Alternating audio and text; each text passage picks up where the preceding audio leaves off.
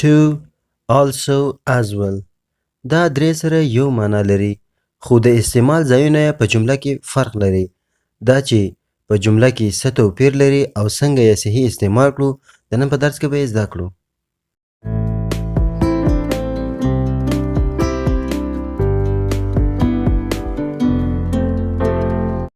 as well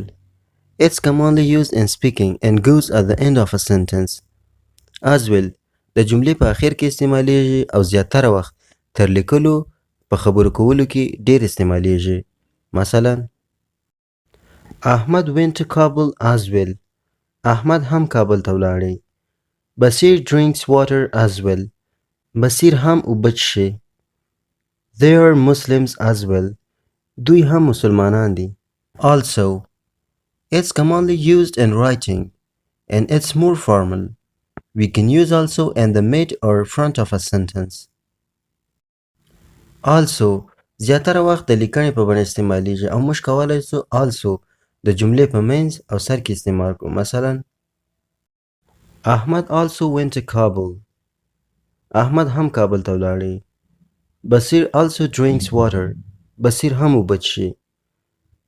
they are also Muslims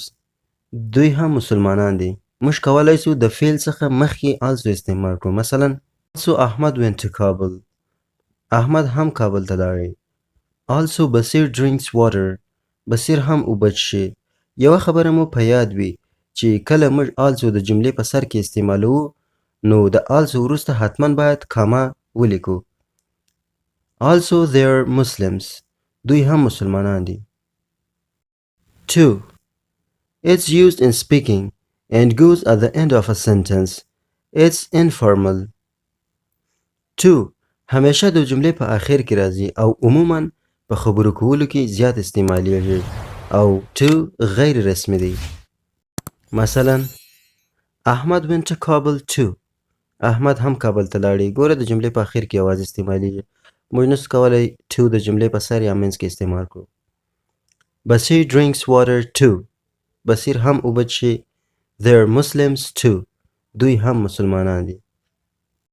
ملګرو په یاد مو وي د 2 plus adjective فارمول هم لرو چې کله د جملې په منځ کې د 2 وروسته adjective یا صفت راشي نو 2 د very یا زیات معنا ورکوي مثلا the fridge is too heavy to lift یخچال ډیر دروند دی چې پورته یې کړو ګوره د 2 وروسته صفت راغلی دی heavy صفت دی نو کله چې د صفت مخته 2 راسي نو د very معنا ورکوي موږ ویلی سو the fridge is very heavy to lift یا هم too heavy to lift په دا ځای کې د هم معنا نه ورکوي مثلا